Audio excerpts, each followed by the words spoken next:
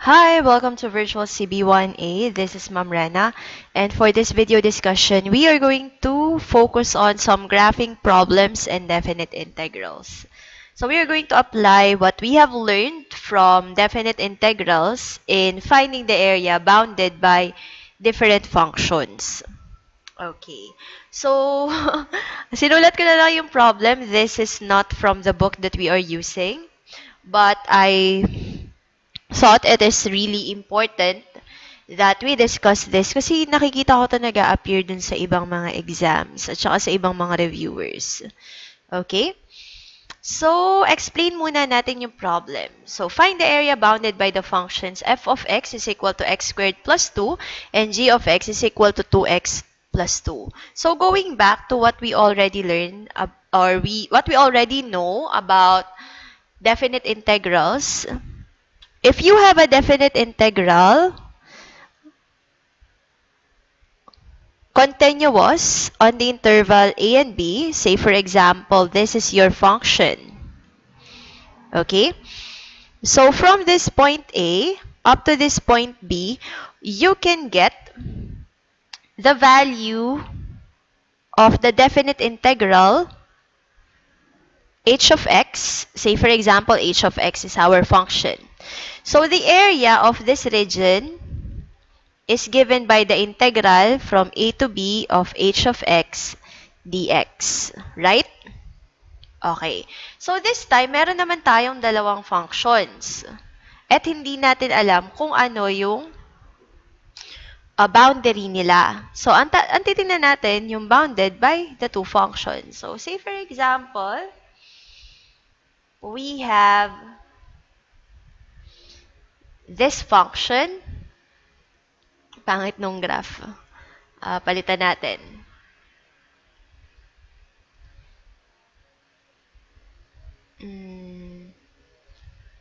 Halimbawa, this is the first function. This is f of x. And this is the second function. This is g of x. Okay? And then, ay, teka, pangit. Palitan natin ulit.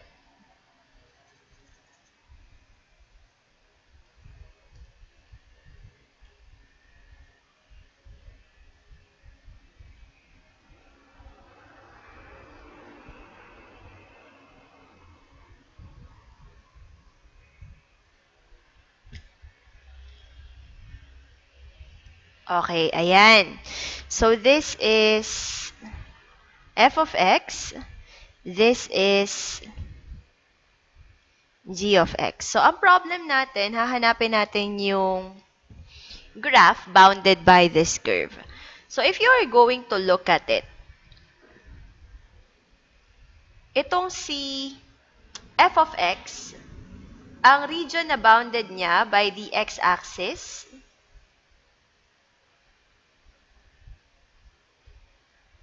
and its graph is this yellow region.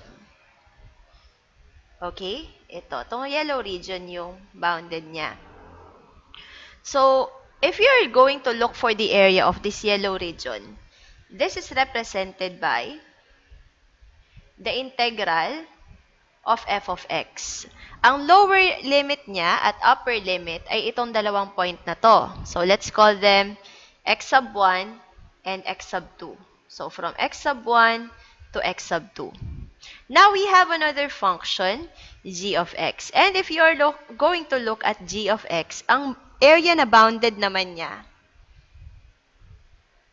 is this one, the area below the function g of x up to the x-axis. Ayan. Actually, pwede pa yan lumabas kasi meron pa tayo dito mga area sa labas. Ayan. So, ang integral naman nito, say for example, from any 2 points, ito ang isat natin na point, itong dalawa, is from x sub 0 and x sub 3. So, you can get the integral of g of x dx from x sub 0 to x sub 3. So, yun yung idea. Laging ang binibigay sa atin na yung definite integral ay yung area sa baba ng function. Sa area sa baba ng function and the x-axis. But in this case, meron tayong dalawang function na nag-exist. And if you are going to check for the area bounded by those two functions, ito lang siya. Yung above ng g of x at below ng f of x. Yung blue na region lang ang hahanapin natin. So, tong blue na region na to, ano yung magre-represent dito? So, first, you have to know your boundary. So, ang boundary mo ay yung point of intersection ng f of x at g of x. So, to know the interval of your definite integral, you have to equate the two functions. You have to find the intersection of the two functions. So, sulat ko dito ha. So, to find the interval AB,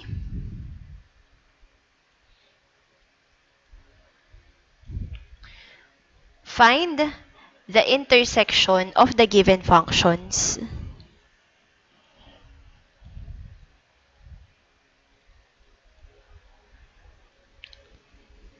So, sana clear tayo dito. So, para mas malinaw yung magiging explanation natin, instead na ito lang yung representation ko, gawin na talaga natin si f of x at si g of x. I-graph natin sila.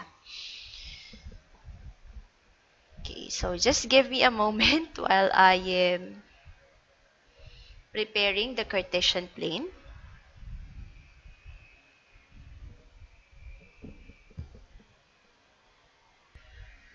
Okay, so I've prepared here a Cartesian plane, but before ako mag-drawing pala, nakalimutan ko ibalik yung video eh. So, bago ako mag-drawing pala dito sa Cartesian plane natin, analyze muna natin yung unang function. So, the first function is x squared plus 2. So, the value of f of 0 is 0 squared plus 2, which is 2. So, we have this point here. At 0, it is 2. So, that is the first point of our function. Next point, at 1. At 1, it'll be 3. At 2, it'll be 6. If you're going to extend this at 3, it'll be 9 plus 2, it'll be 11. So, you're going to end up with this function. So, we have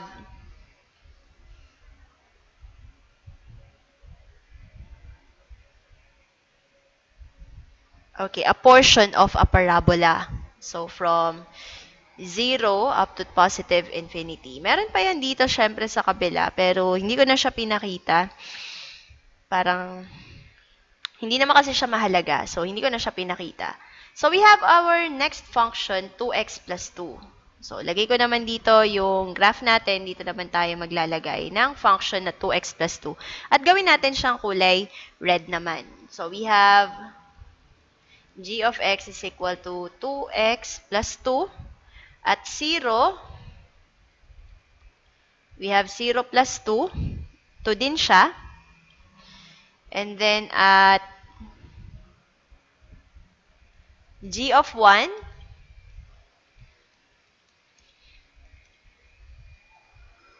ay, 1.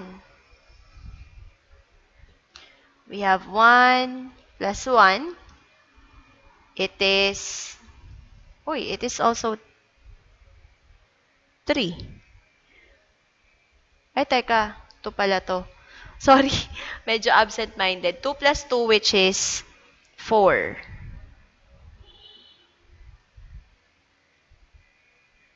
Ayan. Another one. We have g of 2. 2 times 2 plus 2. We have 4 plus 2. We have 6.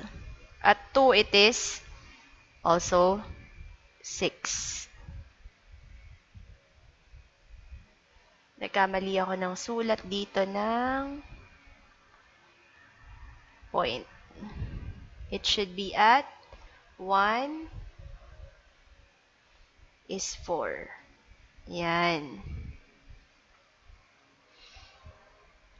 So now that we already plotted some points and we know that this is a linear function, pwede na tayo mag-drawing ng line.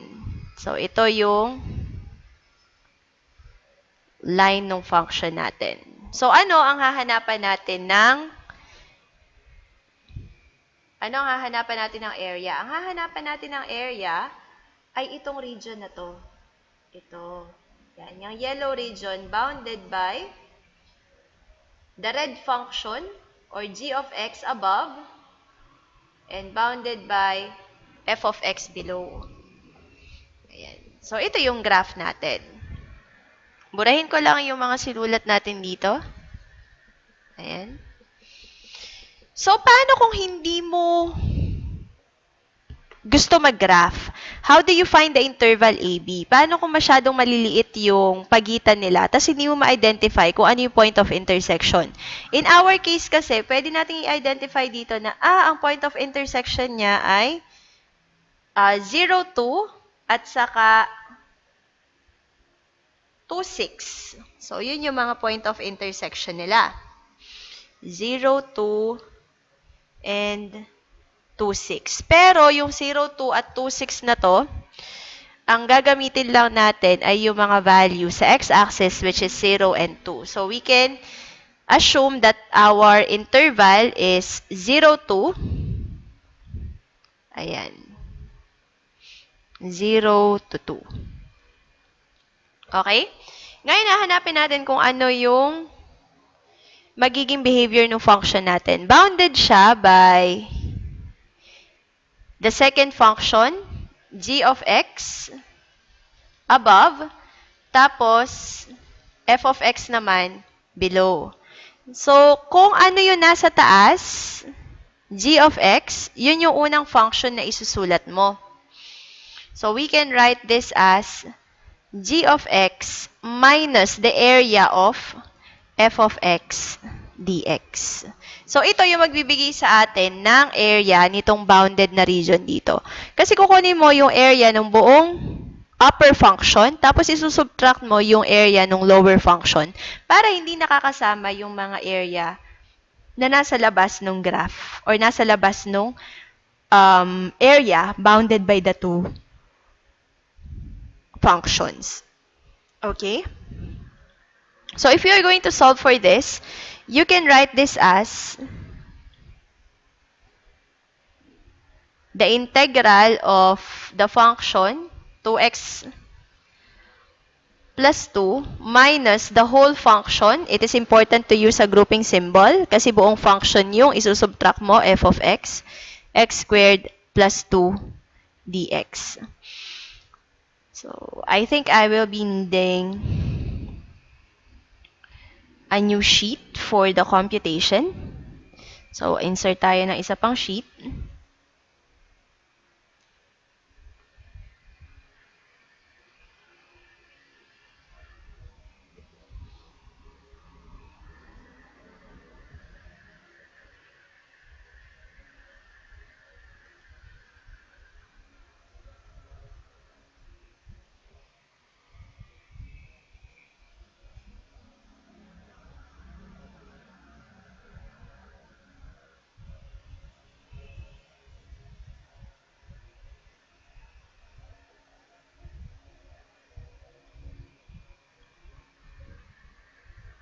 Okay, solve natin tong integral nito.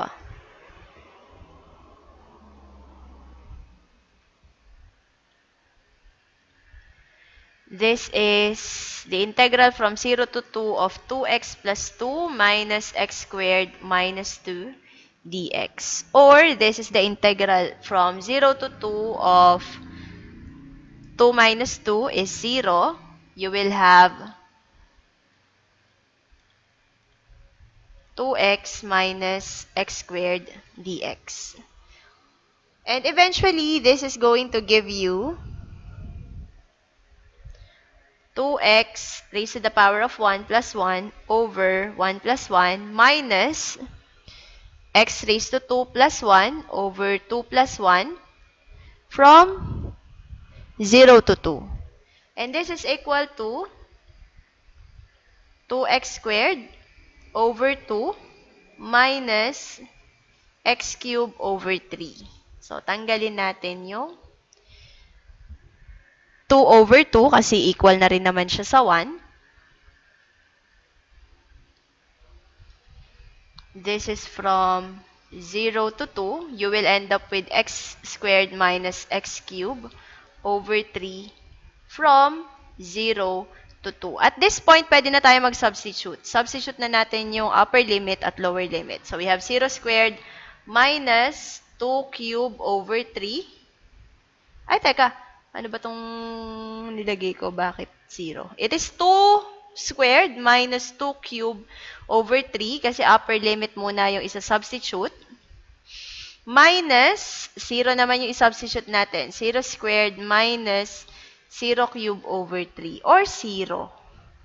This is equal to 4 minus 8 over 3 which is going to give you eventually 12 minus 8 or 4 over 3 units. So, ito yung area natin. 4 over 3 square units. Or, pwede namang 4 over 3 na lang yung ibigay nyo sa akin. It is still acceptable. Okay? Okay. So, meron bang ibang way, ma'am, na hindi ako mag-graph tapos ma-identify ko kung ano yung interval nila? Meron po. How are you going to do this? Just equate f of x and g of x para mahanap mo yung point of intersection nila. Ang downside lang nito, pag hindi ka nag-graph, hindi mo malalaman kung sino yung function na nasa taas at function na nasa below. Kasi lagi tayong above minus below. Okay? Okay. So, this is x squared plus 2 is equal to 2x plus 2. Since 2 minus 2 is equal to 0, tanggalin na natin sila. You will end up with x squared minus 2x is equal to 0. You can use the quadratic formula in solving for this function. Or pwede rin kayo mag-factoring. May factor dito na ilabas natin si x. Tapos dito, matitira na lang ay x minus 2. So, magkakaroon ka na ng dalawang factors. One is x is equal to 0 and the other is x is equal to 2. So, that way you will know the boundaries of your function. Okay? Okay. So, I hope I was able to make that clear. And this is also advisable if you are dealing with graphs na ang point of intersection ay hindi whole number. Halimbawa, may mga half values o kaya may mga fraction. So, ma-determine mo yung exact value ng point of intersection nila through doing this technique, equating the two functions to get their point of intersection. I've prepared here example number 2 so that you can practice this by yourselves. And also, this example number 2 will be included in your exam. Oo, wala na tayong quiz eh. So, ito yung makakasama sa final exam nyo. Itong exact na problem na to. Okay? Okay. So, that's it for our discussion for today. Thank you for listening and see you next time. Bye!